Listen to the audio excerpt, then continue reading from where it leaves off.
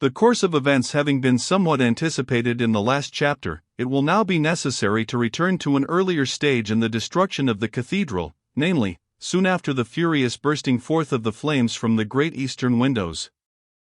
While Leonard, in common with the rest of the assemblage, was gazing at this magnificent spectacle, he heard a loud cry of distress behind him, and turning at the sound, beheld Dr. Hodges rush forth from an adjoining house, the upper part of which was on fire, almost in a state of distraction. An elderly man and woman, and 2 or 3 female servants, all of whom were crying as loud as himself, followed him.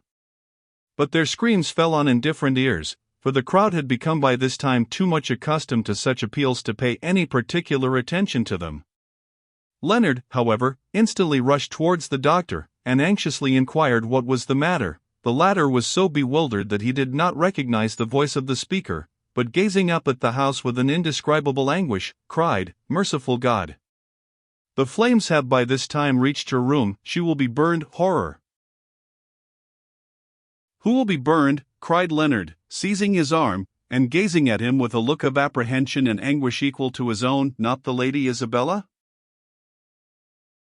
"Yes, Isabella," replied Hodges, regarding the speaker, and for the first time perceiving by whom he was addressed. "Not a moment is to be lost if you would save her from a terrible death. She was left in a fainting state in one of the upper rooms by a female attendant, who deserted her mistress to save herself. The staircase is on fire, or I myself would have saved her." "A ladder! A ladder!" cried Leonard. "Here is one," cried Wingfield, pointing to one propped against an adjoining house. And in another moment, by the combined efforts of the crowd, the ladder was brought and placed against the burning building. "Which is the window?" cried Leonard.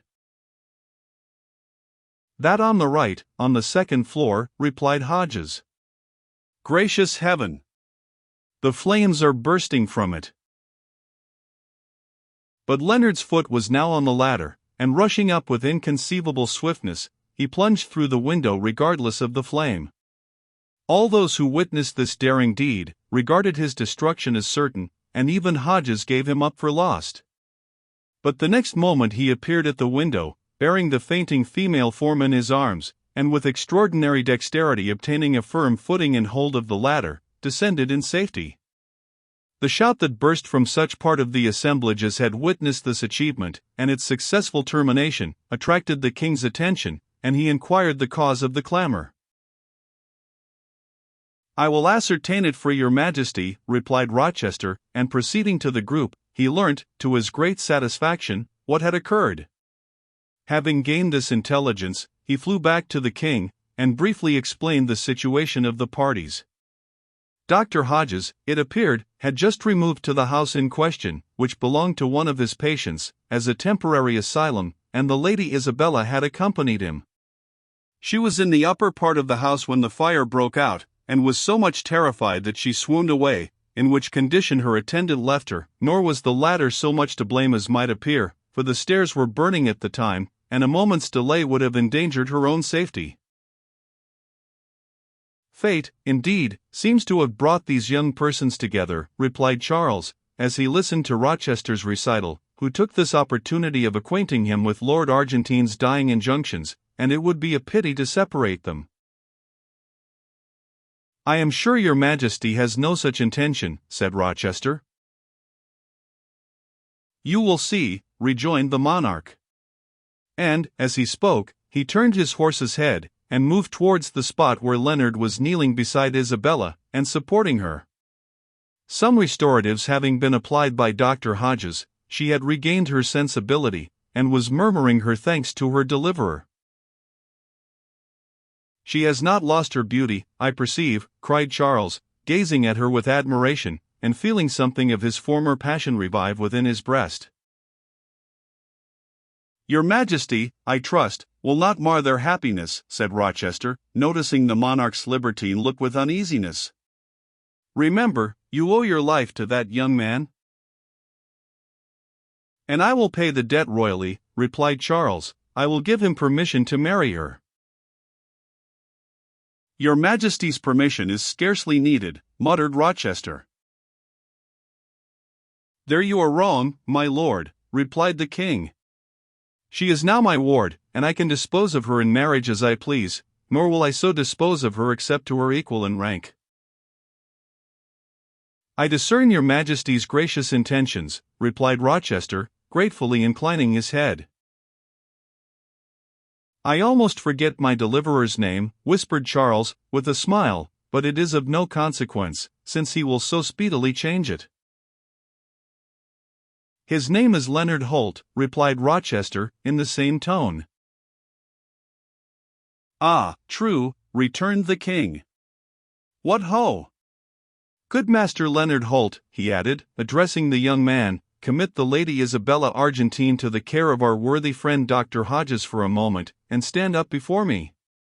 His injunctions being complied with, he continued, "The Lady Isabella Argentine and I owe our lives to you, and we must both evince our gratitude, she by devoting that life, which, if I am not misinformed, she will be right willing to do, to you, and I by putting you in a position to unite yourself to her. The title of Argentine has been this day extinguished by most unhappy circumstances, I therefore confer the title on you, and here in this presence create you Baron Argentine, of Argentine, in Staffordshire.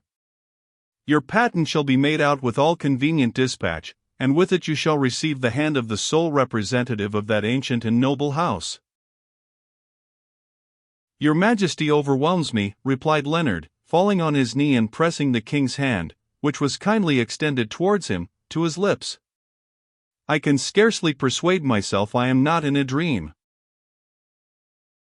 "You will soon awaken to the sense of the joyful reality," returned the king. "Have I not now discharged my debt?" he added to Rochester.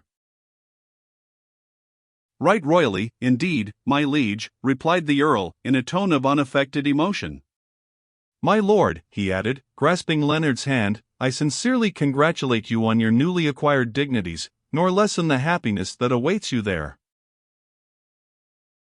"If I do not answer you fittingly, my lord," replied the new-made peer, "it is not because I do not feel your kindness. But my brain reels. Pray heaven my senses may not desert me."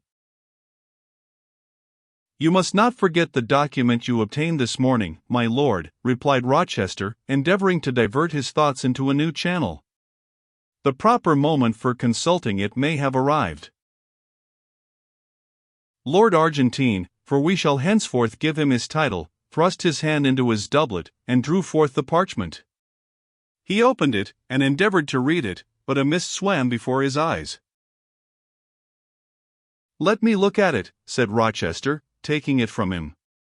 "It is a deed of gift," he said, after glancing at it for a moment, "from the late Lord Argentine, I mean the elder baron, of a large estate in Yorkshire, which he possessed in right of his wife, to you, my lord, here described as Leonard Holt, provided you shall marry the Lady Isabella Argentine. Another piece of good fortune. Again and again, I congratulate you."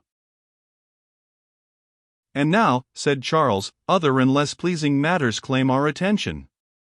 Let the Lady Isabella be removed, under the charge of Dr. Hodges, to Whitehall, where apartments shall be provided for her at once, together with fitting attendants, and where she can remain till this terrible conflagration is over, which, I trust, soon will be, when I will no longer delay her happiness, but give her away in person. Chiffinch," he added to the chief page, "see all this is carried into effect." "I will, my liege, and right willingly," replied Chiffinch. "I would send you with her, my lord," pursued Charles, "to Argentine, but I have other duties for you to fulfill. The plan you proposed of demolishing the houses with gunpowder shall be immediately put into operation, under your own superintendence." A chair was now brought, and the Lady Isabella, after a tender parting with her lover, being placed within it, she was thus transported, under the charge of Hodges and Chiffinch, to Whitehall, where she arrived in safety, though not without having sustained some hindrance and inconvenience. She had not been gone many minutes, when the conflagration of the cathedral assumed its most terrific character, the whole of the mighty roof falling in, and the flames soaring upwards, as before related. Up to this time, Solomon Eagle had maintained his position at the eastern end of the roof, and still grasped the stone cross. His situation now attracted universal attention, for it was evident he must speedily perish. Poor wretch, exclaimed the king, shuddering, I fear there is no way of saving him. None, whatever my liege, replied Rochester, nor do I believe he would consent to it if there were. But he is again menacing your majesty. As Rochester spoke, Solomon Eagle shook his arm menacingly at the royal party, raising it aloft, as if invoking the vengeance of heaven. He then knelt down upon the sloping ridge of the roof, as if in prayer, and his figure, thus seen relieved against the mighty sheet of flame, might have been taken for an image of St. John the Baptist carved in stone. Not an eye in the vast crowd below but was fixed on him. In a few moments he rose again, and tossing his arms aloft, and shrieking, in a voice distinctly heard above the awful roar around him, the single word resurgam, flung himself headlong into the flaming abyss. A simultaneous cry of horror rose from the whole assemblage on beholding this desperate action. The last exclamation of the poor wretch may apply to the cathedral, as well as to himself, remarked the monarch, to a middle-aged personage, with a pleasing and highly intellectual countenance, standing near him, for the old building shall rise again, like a phoenix from its fires, with renewed beauty, and under your superintendence, Dr. Christopher Wren. The great architect bowed. I cannot hope to erect such another structure, he said, modestly, but I will endeavor to design an edifice that shall not disgrace your majesty's city. You must build me another city at the same time, Dr. Wren, sighed the king. Ah, he added, is not that Mr. Lilly, the almanac maker, whom I see among the crowd? It is, replied Rochester. Bid him come to me, replied the king. And the order being obeyed, he said to the astrologer, well, Mr. Lilly, your second prediction has come to pass. We have had the plague, and now we have the fire. You may thank my clemency that I do not order you to be cast into the flames, like the poor wretch who has just perished before our eyes, as a wizard and professor of the black art. How did you obtain information of these fatal events? By a careful study of the heavenly bodies, sire, replied Lilly, and by long and patient calculations, which, if your majesty or any of your attendants had had leisure or inclination to make, would have afforded you the same information. I make no pretense to the gift of prophecy, but this calamity was predicted in the last century. Indeed. By whom? Asked the king. By Michael Nostradamus, replied Lilly. His prediction runs thus. La sang du just à Londres faute, Bruxelles parfois, le 23, les 6, la dame antique chera de place haute, de même sect plusieurs seront axes, 1. And thus I ventured to explain it. The blood of the just refers to the impious and execrable murder of your majesty's royal father of blessed memory. 23 and 6 gives the exact year of the calamity, and it may likewise give us, as will be seen by computation hereafter, the amount of habitations to be destroyed. The ancient dame undoubtedly refers to the venerable pile now burning before us, which, as it stands in the most eminent spot in the city, clearly falls from its high place. The expression of the same sect refers not to men, but churches, of which a large number, I grieve to say it, are already destroyed. Note 1. Return. The blood of the just shall be wanting in London, burnt by fire of 23, the 6, the ancient dame shall fall from her high place, of the same sect many shall be killed. The prophecy is a singular one, remarked Charles, musingly, and you have given it a plausible interpretation. And for some moments he appeared lost in reflection. Suddenly rousing himself, he took forth his tablets, and hastily tracing a few lines upon a leaf, tore it out, and delivered it with his signet ring to Lord Argentine. Take this, my lord, he said, to Lord Craven. You will find him at his post in Tower Street. A band of my attendants shall go with you. Embark at the nearest stairs you can, those at Blackfriars I should conceive the most accessible. Bid the men row for their lives. As soon as you join Lord Craven, commence operations. The tower must be preserved at all hazards. Mark me, at all hazards. I understand, Your Majesty, replied Argentine. Your commands shall be implicitly obeyed. And if the conflagration has not gone too far, I will answer with my life that I preserve the fortress.